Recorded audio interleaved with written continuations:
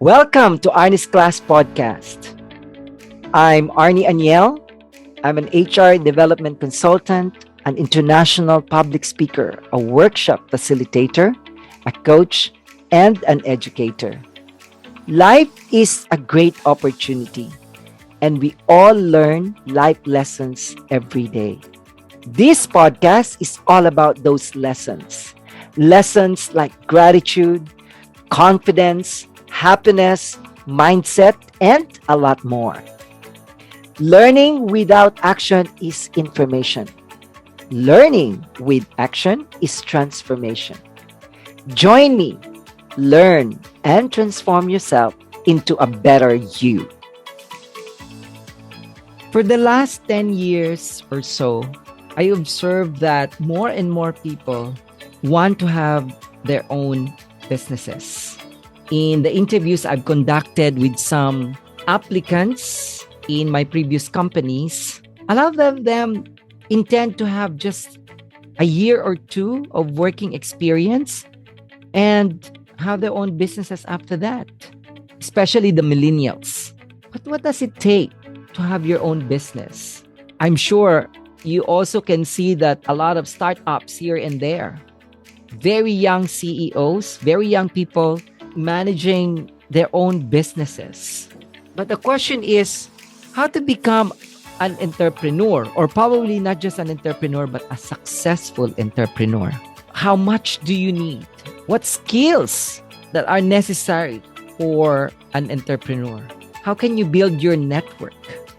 Is it enough to have an idea for a business, to start your own company? How can you raise money? What if you fail after opening your own business? I know someone who failed, and he said that he learned a lot from that experience.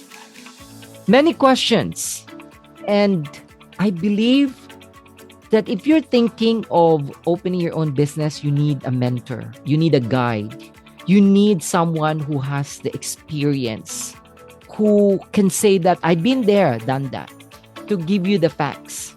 With my special guests for these two-part interviews, it's going to be my episode 42 and 43.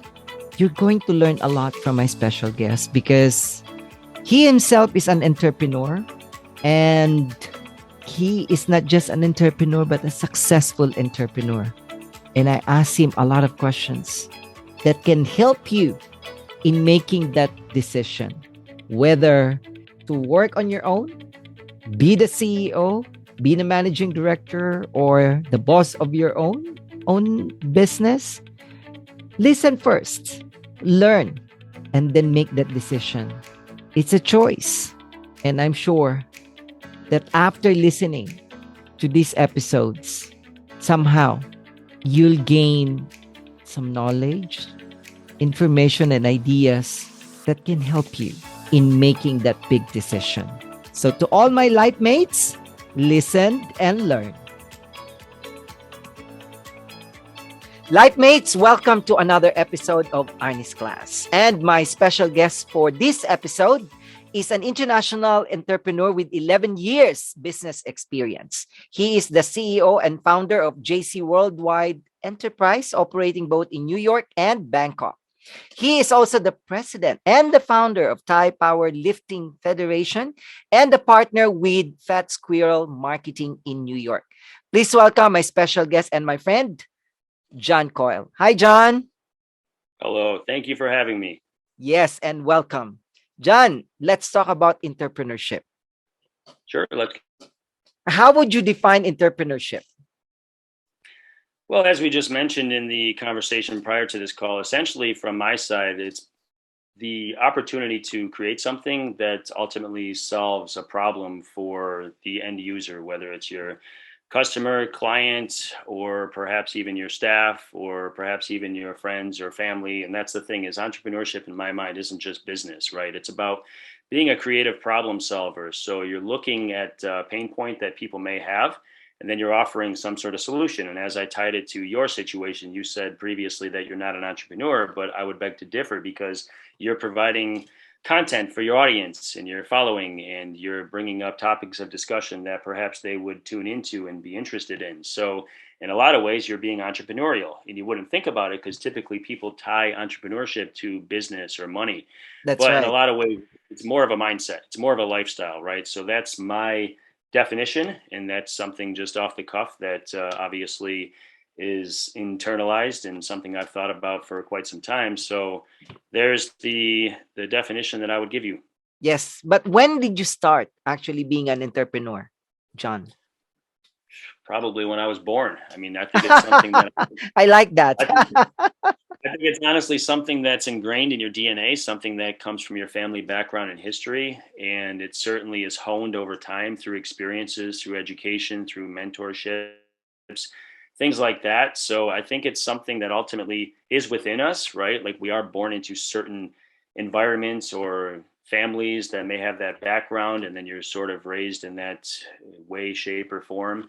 And then that creates a mindset. So you sort of approach the world, like I said previously, in that mindset. And then that ultimately will pave your path. So for me, in terms of when it started, I think it was definitely when I was young. When I was born into a family business background, and I see. people in my family just generally hustled. There was never like this go to school, get a job, that Yeah, standardized the stuff. It pattern, was the more. standardized norm. Okay.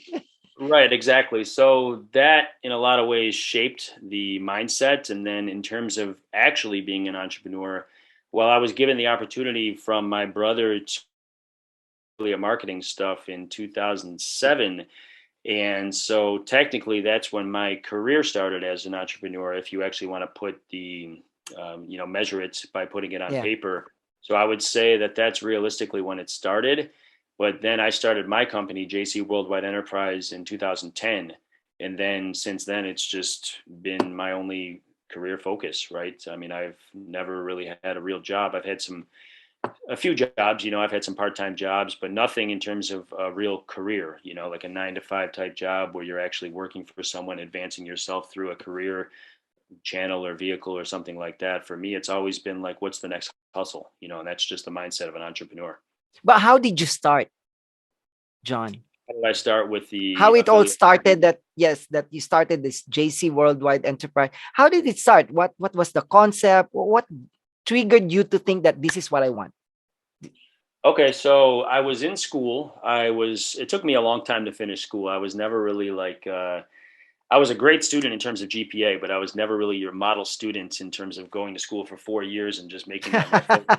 I Okay. took 2 years off after high school. I worked for a bit, and then I went to school in 2003. So I graduated 2001, and then started at a community college in 2003. And then it took me 6 years to get my 4 year degree because I was taking some semesters off and just, sort of floating around. And I had some part time jobs, like I said.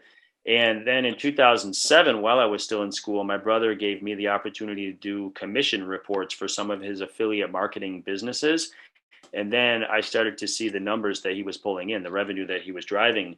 And the conversation came up shortly after, hey, do you have any opportunities for me to work for you full time? Right. So then in 2009, I took a full time position with his business, Fat Squirrel Marketing, which actually I'm no longer a partner. If I sent you that introduction, there was probably a notation there that it was previous that I Oh, ended. I didn't Yeah, that, notice that. You see, so you're yeah, no take a longer affiliated to that.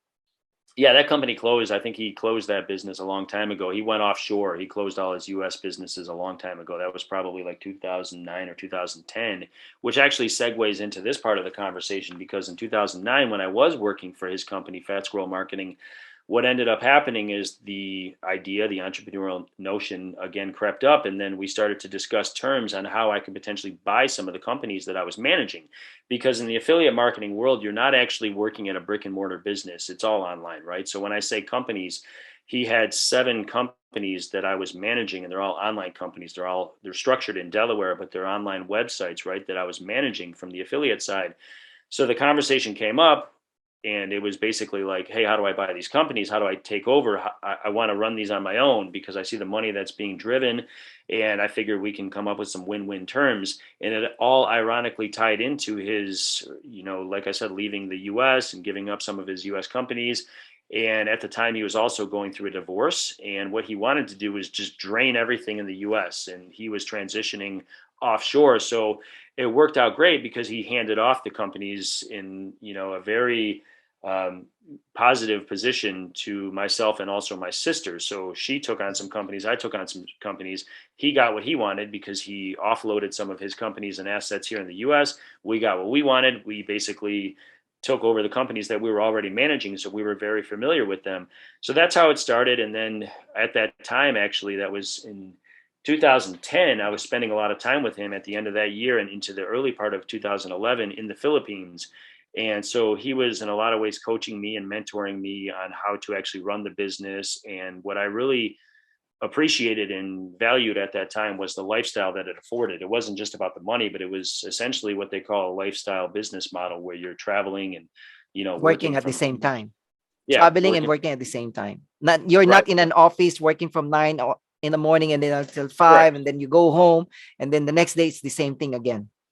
Right. So it's essentially a lifestyle business. And that's what really was attractive to me. And that was what I felt like was the priority, because if you put the lifestyle first, then the creativity and the ingenuity and the innovation comes after, because you are much more free thinking. You're not stuck in a cubicle, or you're not stuck in someone else's office, right? You're not Mm. working on someone else's timeline or under their conditions, right? So I was able to be free and flexible in terms of the way that I approach my business. And you're being much more creative, and I think that got the juices flowing.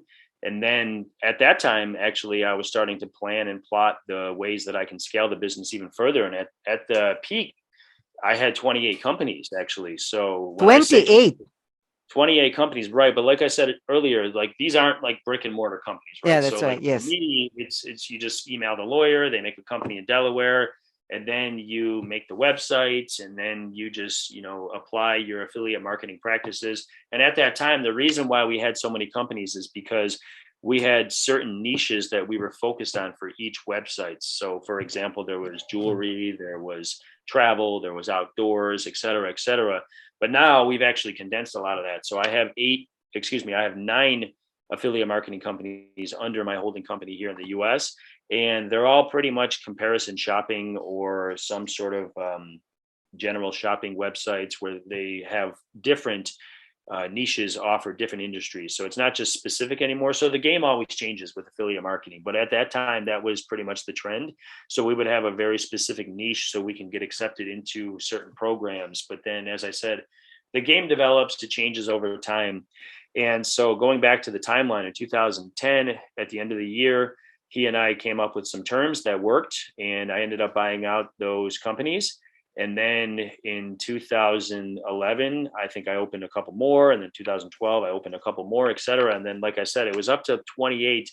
But then, as I said, we just realized there's no real reason for all this with all the fixed costs and the overhead. So we condensed a bunch down. I ended up selling some to my friend of mine who we did business together. My cousin got involved, and he ended up ultimately closing the companies. It wasn't for him. It takes a certain mindset. He's got a job now, and he's got more of like a fixed lifestyle, right? And I see. certain people have different values. Some people are thriving in those types of environments, where others need that structure and just that timeline to work within, so they can wake up at a certain time and That's work right. for the Yeah. company, Very come back. fixed schedule. They know exactly what they're going to do in a day. Yeah, a lot of people operate that way. I think that's pretty standard, actually, in my experience. It's very rare, especially to be honest, in Southeast Asia. It's very rare to find the entrepreneurial mindset like myself, where I think in American culture, it's actually applauded and it's actually quite common. You live the American dream, or at least you pursue it.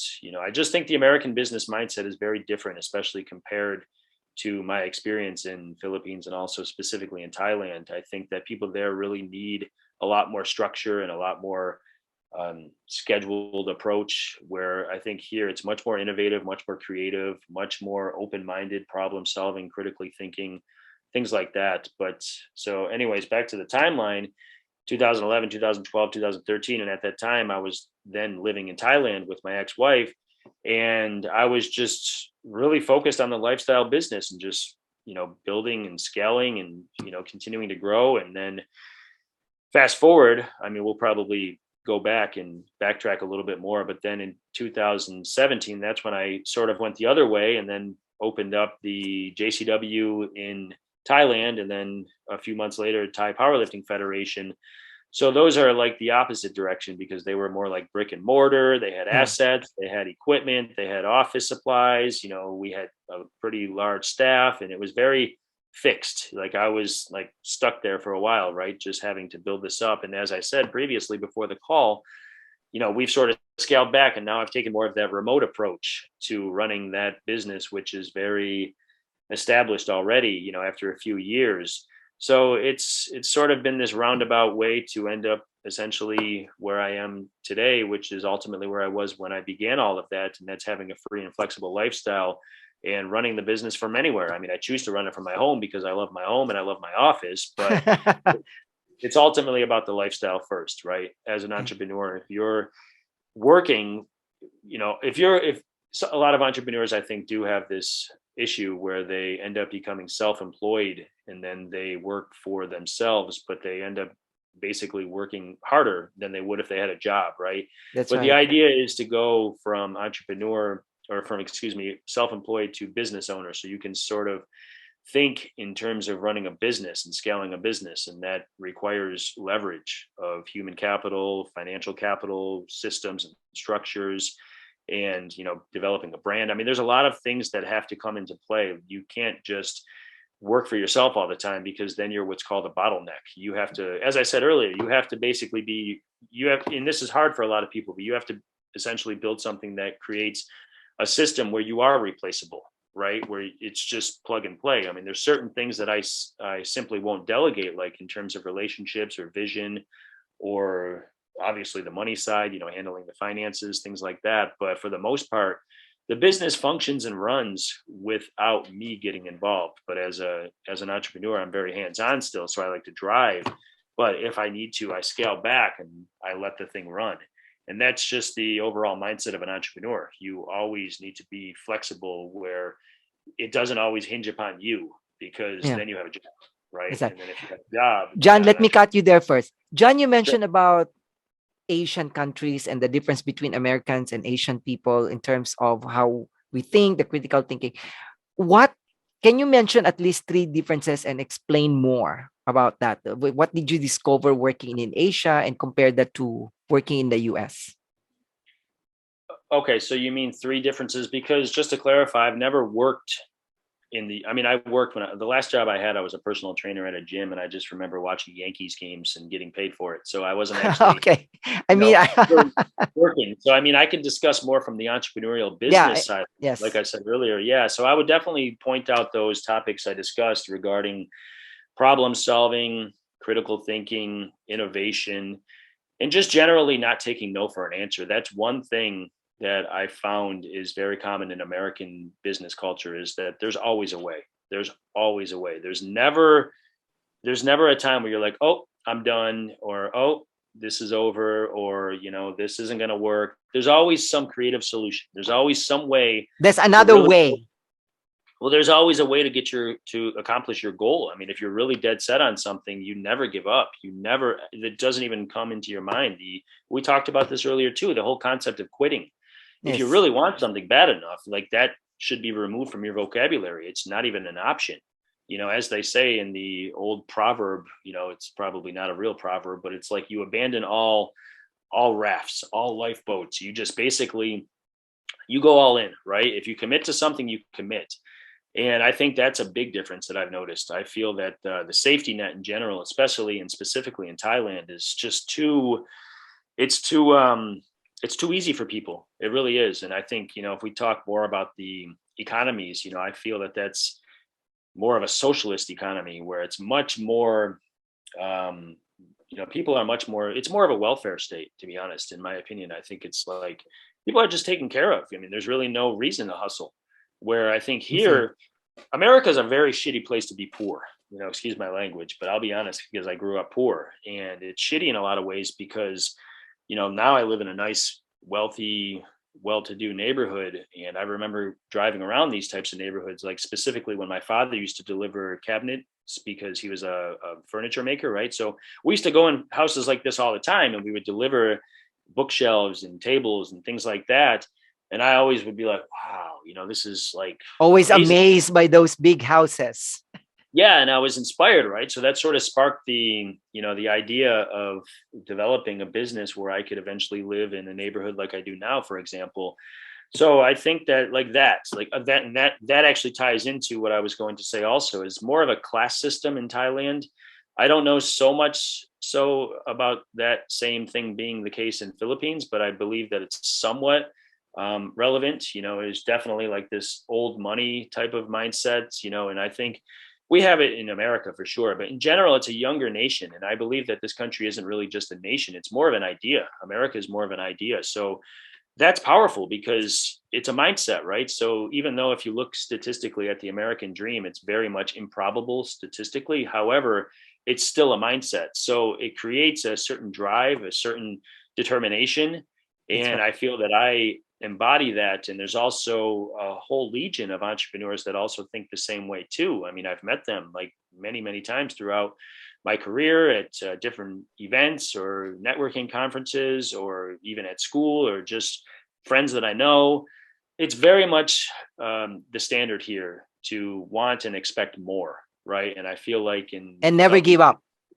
right, in Southeast Asian cultures, it's more about just accepting what is, right? Where we have a different mindset from the business culture, where we always know there's another level. There's always a way to improve or grow.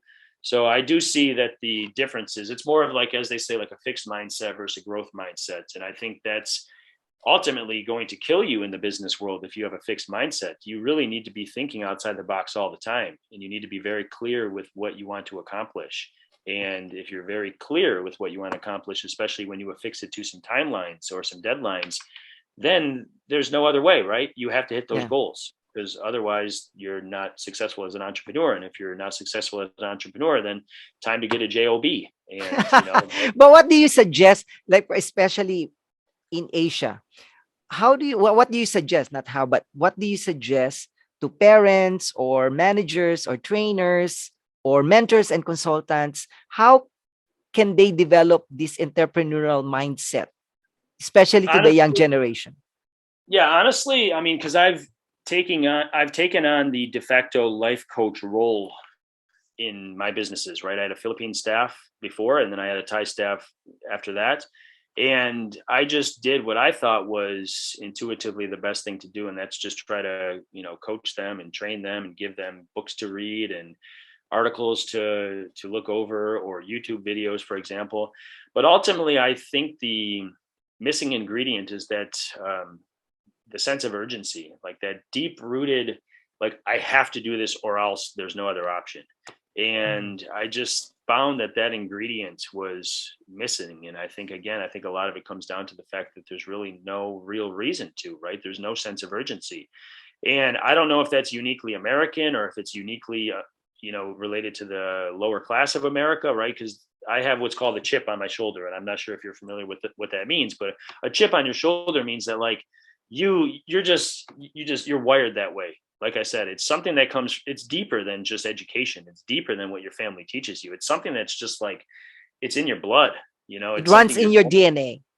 it's in your DNA. Yeah. I mean, it's to your core. And I actually studied a lot about my family. I'm really into the family history, and we've always been full of entrepreneurship. We've always been hustlers. We've always been out there, not working for someone, but essentially making our own way, making our own business, or making our own um, world, basically, just living. And that's the thing about American culture, is that within a capitalist culture and society, you're essentially free to develop your own system within a system, because that's how the whole thing works, and that's what drives this economy. Like, for example, in the COVID situation, we shut down. I mean, I wasn't here for it, as you know, I was in Thailand, but we shut down for a couple of months in 2020. But then, being that we're an economy that's driven by the small businesses, right? Like there was enough of that. Like people weren't going to have that, right? Because the small business owners are what drive this economy. So ultimately, having what happened in Thailand will never happen here, and that's that the government just simply makes all the decisions. And as you know, that was very frustrating for me because it stunts your ability to create. And that's what I mean. It's like the culture over there really, like, there's no incentive to create. Why would you create, right? I mean, the government can just tell you tomorrow, hey, your business is closed. Yes. Like, so here it's much more free and flexible to, it's, I would say, free and flexible, but also safe and secure to build what you want when it comes to your business, your lifestyle, your family. So that's why I'm very thankful and fortunate to be an American, honestly, because living in America when I was a kid, you really don't understand these ideals and principles. But living abroad as an American, you're like, wow, I really You appreciate, realize the yeah, I really, differences. Yeah. absolutely, I really appreciate the American business values that I was not necessarily taught in school, but more importantly, just embraced in and just essentially raised in as a kid, and ultimately as an adolescent, and then a young teen, and then a young adult, right? And that stuff is just it's ingrained. It's not something that's necessarily taught. But to your question, it's really difficult, to be honest. I think the best case would be send, like, for example, if you have the means to do so, send your kids abroad to get educated abroad, not just at the schools and the institutions, but also through some sort of internship or working abroad. Or if you get a chance, like, work for someone like myself, like an international entrepreneur that's in another country. So, I mean, for example, one of our key staff, she just resigned. She dropped off all of her computer and equipment and stuff, but yesterday was her last day. She gave proper 90-day notice 3 months ago, so it was very well prepared and orchestrated. But then she sent a thank you email, and she actually appreciated, I want to read it, but I don't want to take too much time looking for it, but she appreciated the opportunity to learn and grow so much. She said Mm. something along the lines of, you're my first real world teacher. And I think in a lot of ways, Thailand, I can speak specifically on Thailand because that's where I lived and did business the past 3.5 to 4 years, and still have the business. But they don't really equip you for life outside of Thailand. They equip you for the system there. And I think American mindset, it really internationalizes you. It teaches you American business, which ultimately leads the business community from a global perspective. I'm obviously biased to American business culture, but think about it. Where do Thai kids go to study business? Do they go to the best Thai school for business, or do they send their kids to US or the Yeah. UK or Australia, right? So typically that's what they would do. And that's probably the answer to your question. But I also, at the same time, am not a huge proponent of standardized institutions either. I believe that's helpful. But again, I mean, it's all about the people you surround yourself with. So if you get a chance to find a mentor, a real entrepreneur, someone that's doing what you want to do, you harass them, you ask them questions, you follow I like that. them. You harass them. You absolutely have to. You have to be annoying, because other entrepreneurs that are successful, they understand and appreciate that, so they don't take it personal. Like, if people want to ask me questions and learn from me through my experiences, I by all means make the time. I don't stop what I'm doing and just commit unlimited time, but I try to be helpful if and when I can, because I recognize the same characteristics. And I remember a lot of the conversations I've had with successful people over the years, and I try to pay that forward too. And I'm not saying that I'm successful or I'm at a certain level, but the point is that everyone's growing and, ongoing in their growth process, right? Everyone's at a certain point. Yes. So I try to seek out people that are above me or further along in their process, or at a point that I perhaps would like to pursue or be at too, right? So that's the idea. You essentially understand that you're always going to be a certain, like I said earlier, like a certain size fish in a certain size pond. Yeah. And if ever you feel that you're a big fish in a small pond, it's time to seek out another pond. Try to find larger waters where you could find bigger fish that you can learn and grow from. And to me, that's what the US really is too. For example, we talked about the powerlifting stuff. In Thai powerlifting, of course, I'm the president, the founder, but we only have about 60 to 70 members this year currently. At our peak in 2019, before COVID, we had 120. And of course, we probably have a lot more now, but it's an annual membership and it continues to grow and develop. but I think we have more powerlifters in the city of Buffalo, which is a relatively small to medium sized city here in New York. Mm. So there's a large pond here. I think in general, we probably have over 50,000 powerlifters in the entire country. So, I mean, it's a large sport, very developed, a lot of history here. So it gives me an opportunity to take my skill set and experience that I've learned in my positioning there in Thailand and also in Southeast Asia, and then apply it to a much larger pond. And as I said, I was offered the advisory position on the board here. So absolutely, I took it. So Okay. that's key too. So keep Yeah. that in mind about the big fish, small pond.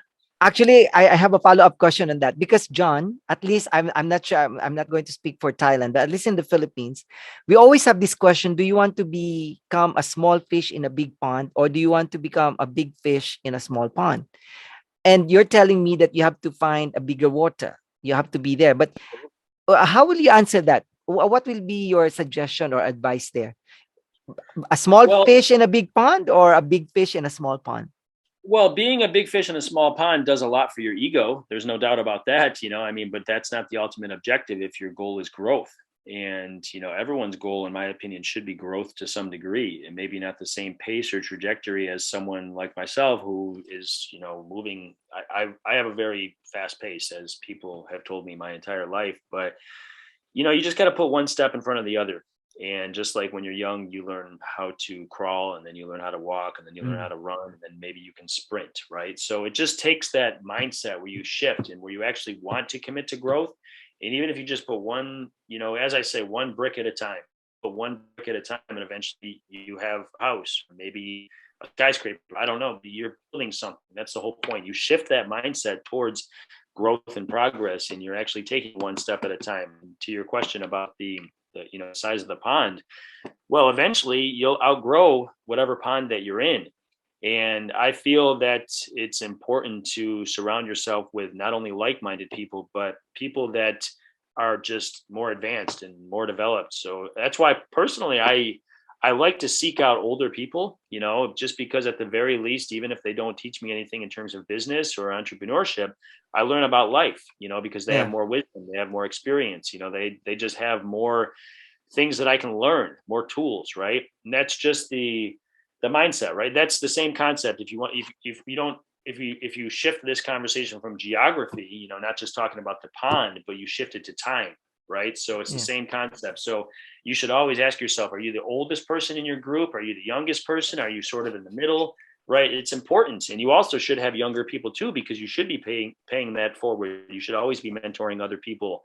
You should always be somewhere in that spectrum, right? And I Yeah. think a lot of times human nature, in terms of our ego, will push us to be a big fish in a small pond because, hey, it feels good. There's no doubt. Like, in the It's like a beginning when I, comfort zone, right, John? yeah, exactly. In Thai powerlifting, for example, I inherently position myself at the top of the food chain as the president and the founder. But that was cool in the beginning. I mean, people are, saying yes, boss, and laughing at all my jokes. They're not even funny, stuff like that. And then finally, get to a point where you're just like, okay, I'm not growing anymore, right? Like That's right. what's the next level? And so that's the key with the opportunity now with Powerlifting America. I feel like being part of an organization is much more valuable in terms of long-term growth and progress than being the organization. And that's the thing in Thailand. I am the organization. I'm starting to divvy that out and start to get more and more people involved. But in the very beginning, when you start anything, I mean, you are the driver. You are That's right. basically the person that's pushing for all the growth and the progress. So myself, along with my staff and a good chunk of money, that was the growth. And that's how any organization starts. It's basically nonprofit or profit. It's still a startup, right? And the principles still apply, whether it's nonprofit or profit. So I was building a brand. I was very committed to it. Now it's off and running, and now I can shift and focus on being a smaller fish in a bigger pond. Okay. And that's the thing, is you just intuitively have to know when it's time to make that shift. And for me, I knew that, like, it was time to move on. And that's something that's hard to express. Again, you can't define that objectively or put it on a piece of paper and express it in I words. understand. Yeah.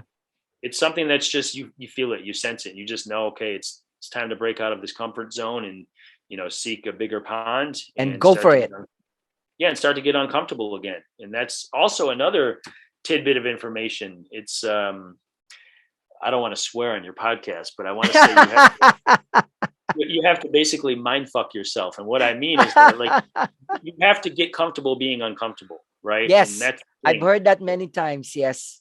So once I start to get too comfortable, I get uncomfortable. And that's the thing, is that like that takes a certain personality type. So when I get too But John, comfortable, sorry to cut you. But John, can we say that once you become comfortable, it's also a sign for you that time to move on, time to grow because I need to be in an uncomfortable position again. right, Can we exactly. say that? Yeah, that's what I mean. It's basically getting comfortable or getting uncomfortable, being comfortable. So once you sense that things are not moving along, and there's no real way to objectively measure this. I think it's just something that's intuitive that people do pick up over time. But also, I think a lot of it has to do with your upbringing too. So, like, I never had any level of comfort growing up. There was always a lot of shifting, a lot of, I wouldn't call it turbulence, but like just there was a lot of uncertainty. There was never Hmm. a lot of security, right? So that again, coupled with the DNA stuff that we talked about, so what you're born into, and then also your early development years, that absolutely shapes a certain mindset. And someone like myself, I'm what you call a busybody, right? I always have to be doing something. I always have to You be are, productive. John. I know you. You are. Right. That's a good thing, right? So that's the thing, is there's never a moment like I actually have to tell myself, okay, time to relax.